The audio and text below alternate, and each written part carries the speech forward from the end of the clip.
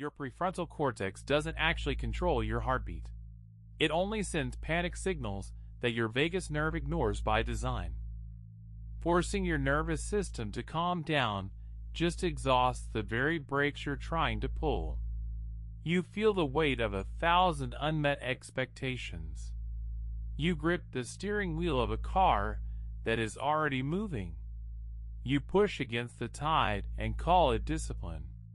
But the water does not obey. It only returns. We have built an entire modern life around the myth of command. We are taught to manage, optimize, and direct every outcome. We schedule our sleep. We track our moods. We rehearse conversations before they happen. We believe that tension equals progress. But tension is not progress. Tension is a closed fist around empty air. The Stoics understood this long before we had algorithms for productivity. They saw that the mind is not a lever to move the world. It is a mirror to reflect it. When you try to force the wind, you only tire your arms. When you try to straighten the river, you only muddy the banks. We will return to the river in a moment. First, you must see the architecture of your own resistance. You carry the weight not because the stone is heavy. You carry the weight because you refuse to set it down. Consider Marcus Aurelius in his tent along the Danube. The winter was bitter. The legions were fracturing. A plague moved through the camps like a shadow. He could command armies. He could draft edicts. He could summon the finest physicians. But he could not command the fever to stop. He could not force the barbarians to stay beyond the river. He could not dictate the loyalty of a frightened general. So he did what a philosopher does. He drew a line in the dirt. On one side, his duty. On the other side, his judgment. He wrote to himself in the quiet hours, "Do not waste the rest of your life wondering about your neighbor. Do not try to steer the storm. The storm will pass whether you pull the reins or not." He learned to observe the panic without becoming it. Seneca faced exile to Corsica. He lost his wealth. He lost his proximity to power. He lost every comfort Rome provided. Yet he did not beg the emperor for mercy. He did not curse the sea voyage. He unpacked a few scrolls. He watched the tide pull the boats from the shore. He noted how the gulls adjusted their wings to the wind instead of fighting it. He wrote that nature does not punish. It only moves. We punish ourselves by demanding the wind change direction. The senator who demands a quiet chamber in a loud city is the architect of his own ruin. We will revisit that senator soon. But first, notice how your mind mimics his error. You try to legislate the behavior of others. You try to schedule certainty. You treat unpredictability like a personal insult. It is not an insult. It is the weather. Now look at the screen in your hand. The notifications arrive like raindrops on a tin roof. You tap. You refresh. You draft a reply before you even finish reading. You treat every unread message as an emergency. You treat every delayed response as a verdict. You build entire narratives from silence.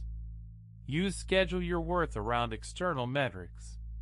The algorithm feeds you urgency. You feed it compliance. But compliance is not peace. It is just another form of exhaustion. Think about the last time you tried to control a conversation.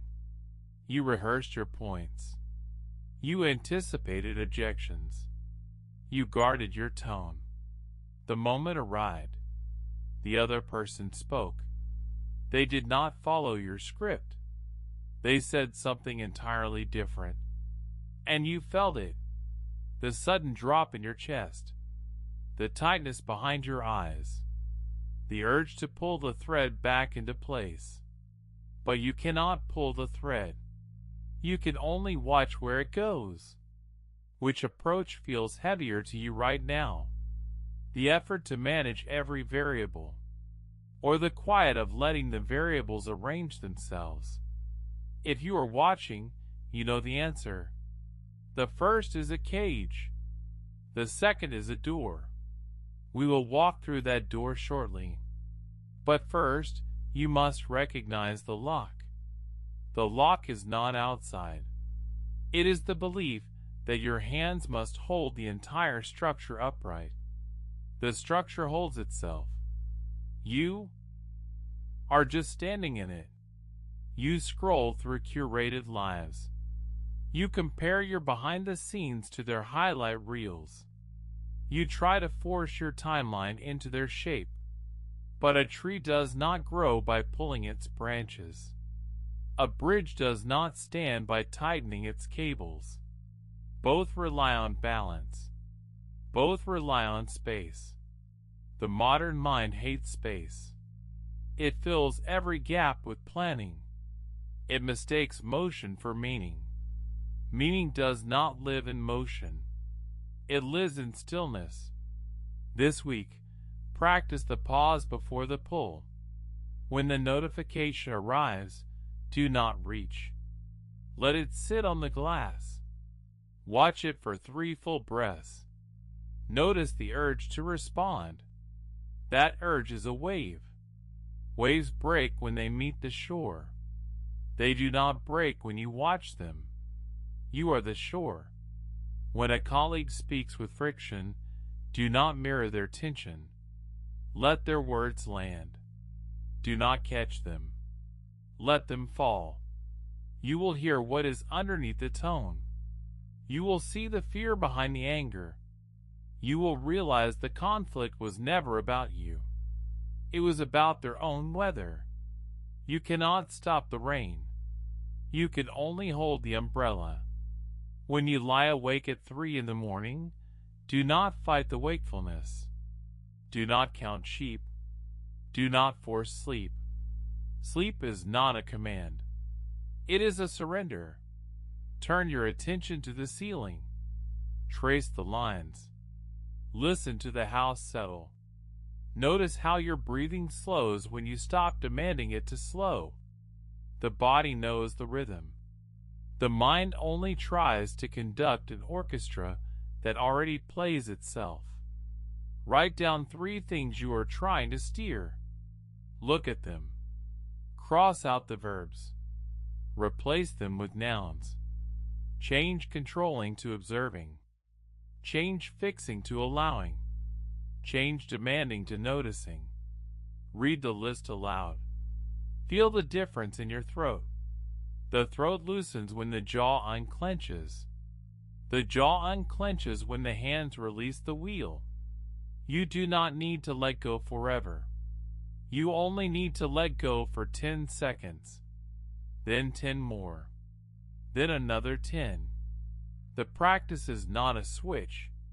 It is a dial. Turn it slowly. Turn it daily. You will slip. You will grip again. You will feel the familiar weight return. That is not failure. That is data. The mind returns to old patterns like a river returning to its bed. Do not scold the river. Simply notice the bend. Adjust your posture. Watch the water. The common mistake is to treat stillness as a destination. It is not a destination. It is a manner of traveling. You do not arrive at peace. You walk through it. Another mistake is to confuse surrender with apathy.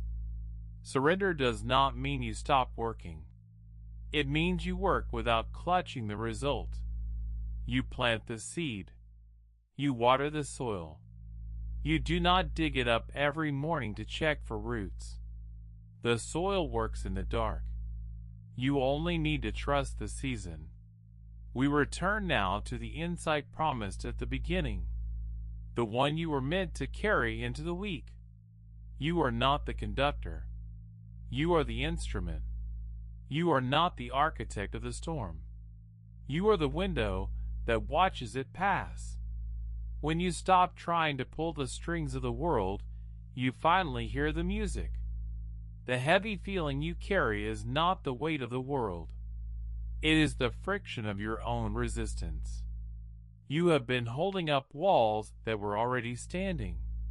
You have been steering ships that were already sailing.